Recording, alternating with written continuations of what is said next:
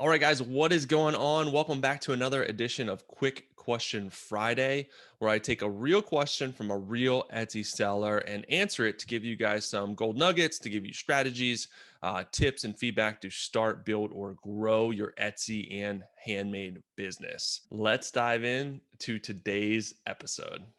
Where do purchasers go to place a review? So usually they get Etsy is really good about this. They will usually follow up in an email, but they can leave a review under the orders tab in their app, on their browser or in their phone app. If they go to the orders tab, it has view past orders, and then literally you can leave a review right there. And like I said, Etsy does follow up. I don't know how many emails they send in their sequence, but I know they send emails to remind people to leave the review. But people don't leave reviews. So, and you guys know how it is.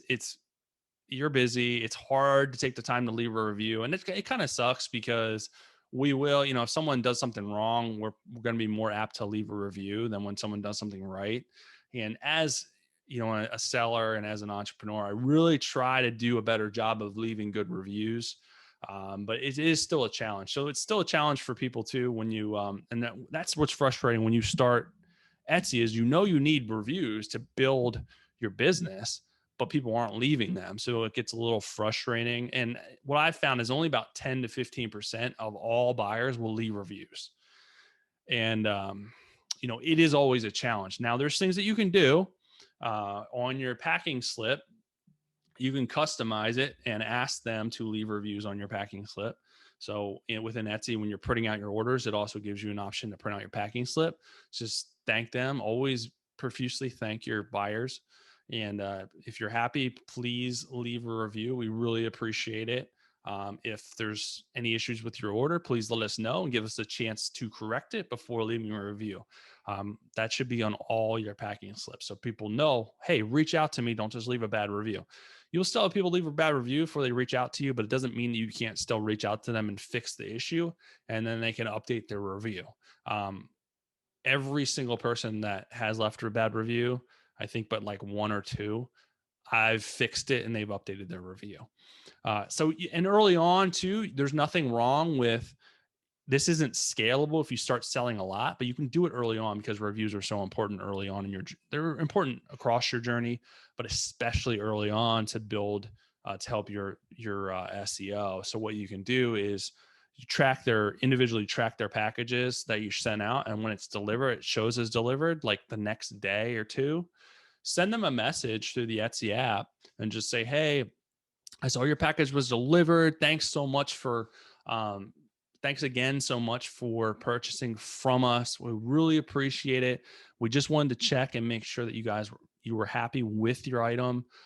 If so, we'd really appreciate if you took the time to leave a review. It really means a lot for our business and would really help us. So just be super polite, um, and super kind, and just kind of put it that way. So it's a customer service thing. You're reaching out, but it's also going to help you as well. But it will go, it'll go a long way, because how many people have you bought from? They reached out to make sure that you're satisfied. Probably very little or none. So it really would go a long way, and maybe those people will come back and buy from you again. But like I said, if you start selling, this is a good problem to have. But if you start selling 10 to 20 items a day, you can't track all those tracking numbers and reach out to all those people. It's going to be like a flurry of messages. So you're going to have to back away from that. But if that helps you get, a good chunk, 10, 20, 30 reviews early on, that's good. That's really what you want. You want to build that 5-star review base with a good chunk of reviews. Because that way, even if someone gives you, because the reason that you want it will help you in SEO, it will help you in rank. But if you have, if you have some knucklehead, for lack of a better word, leave you a 1-star review for something that maybe not be your fault or not give you the chance to fix it, it's not going to hurt you as much if you have 35-star reviews. But if you don't have any reviews yet and you get a 1-star review, that doesn't look good at all. Everyone will see that when they come to your shop, because it's an average. It averages out. So the more 5-star reviews you have, the better chance you have at staying at 5 stars. If someone gives you a 1-star review, which is going to happen eventually. There's, you can't please everyone, but if you're doing the right things, if you're creating quality products, it's going to be rare. Um, so there's just some things that you can't control, but then after the fact, you can reach out and try to fix the issue. And most of the time, that's what I like about selling at Etsy. Most of the buyers are really understanding. They're really cool. Um, they're super understanding, and they're not really going to give you a hard time. Whereas other platforms, it's not so much the case. So I've had very, very little issues with problems, and even problems that I've created. I've switched orders before. I've done that quite a few times, especially around the holidays. I don't know how I've done it, but yeah, that's not fun. Some people get other people's orders, and it's just I don't know. I've done that a couple of times, so that's not fun. You just got to apologize profusely for it and just correct it as fast as possible. But yeah, I remember one time when I was selling on eBay, and I accidentally switched. I had some 1940s, I think, National Geographics that I think my grandmother had, and I was also selling a PlayStation 2. And somehow I printed out the labels but didn't pay attention, and I swapped the labels. So I put I basically sent the PlayStation to the person that was supposed to get the National Geographics, and I sent the National Geographics to the person that was supposed to get the PlayStation, and they were not happy. That person, the National Geographic person, was fine. It's the PlayStation person that was not happy at all that they got National Geographics instead of their PlayStation. So that was unfortunate, but luckily I was able to get them to send it to each other, and everything was fine.